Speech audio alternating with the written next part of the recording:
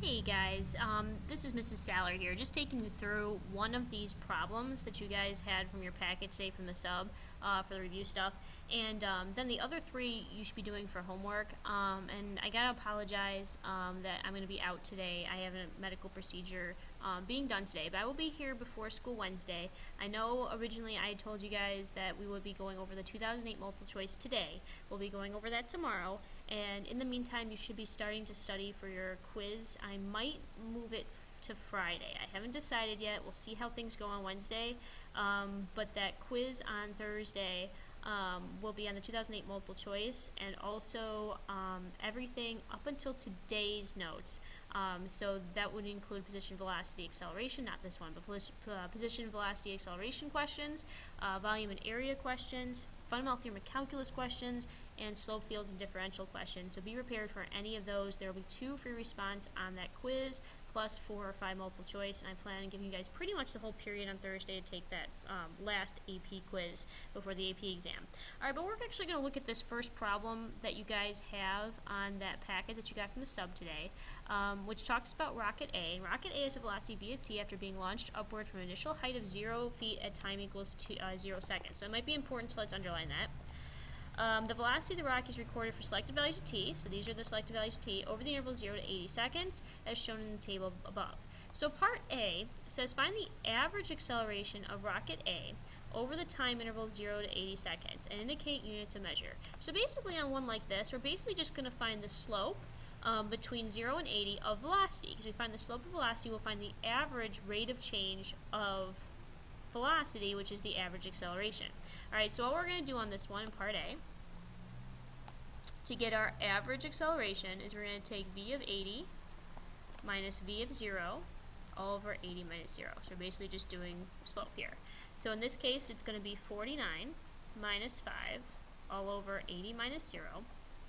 And so we get 44 over 80, which you can leave if you want, but we can divide this by 4 and you get 11 over 20. They do ask for units, so this is an acceleration, so it's going to be feet per second squared. And that's it. Okay, so that's all you're going to do in a problem like that. Now part B, let's go back and take a look, says using correct units, explain the meaning of this, and then in terms of the rocket's flight, and use a midpoint Reimann sum, so an MRAM, with 3 subintervals of equal length to approximate the interval from 10 to 70. So make sure you're only looking from 10 to 70, so that's all we care about here. But first, let's think about what this is. Well, we're taking an integral of velocity, which basically means that's going to give us the displacement of the rocket over that time 10 to 70. So when we're writing our explanation, we would say the integral from 10 to 70 of v of t dt gives the displacement in feet of the rocket A, from, make sure you put your time units, so from time equals 10 minutes to time equals 70 minutes. And that's all you have to do for that part, but now we have to actually use an MRAM to estimate this integral. So this MRAM that we're going to do is approximately going to give us that integral. So MRAM, let's look back. Now when we're looking back at these values they're giving us, we need 3 subintervals. So we're going to have to go here, here, and here. Each of the widths of our rectangles will be 20, and the heights will be our midpoints. Okay, so our heights will be 22, 35, and 44, and each width of those rectangles is 20. If it helps, you might want to do a quick sketch and kind of look at it before you make that decision what you're going to do there. Alright, so for our case, it's going to be 20 times the midpoint of 20, which is 22, plus 20 is our width, times the next midpoint is 35, plus 20 times the next midpoint is 44. And now this was no calculator, so technically you could leave it like this, but if you add this up, you get 440 plus 700 plus 880. And when you add that up, you should get, let's see here, we got 1140 plus 880, so you get 2020, if I added that right. Feet is supposedly, approximately, going to be what the distance traveled between 10 and 70 is, the displacement traveled. And that's all you have to do on that one. So now let's move to part C, which part C says rocket B is launched upward with an acceleration of a of t equals 3 root t plus 1 feet per second, so this is an acceleration.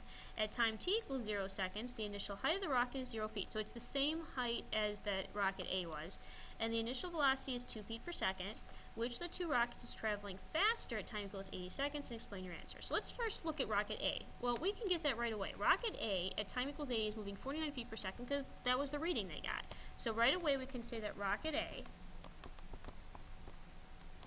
has a velocity of 80 is equal to 49 feet per second. And that's right from the table. Okay, I didn't do any work there. Now for rocket B, we're going to do a little work here.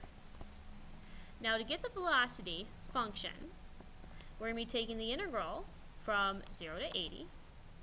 Well, let's just do 0 to t to start, but let's just get a function set up here. So from 0 to t of acceleration, but we need to make sure we add in the initial velocity. So we need to add our velocity at 0, which they gave us. They gave us that was 2 feet per second. That was in the given. So that'll give us the velocity at any time t.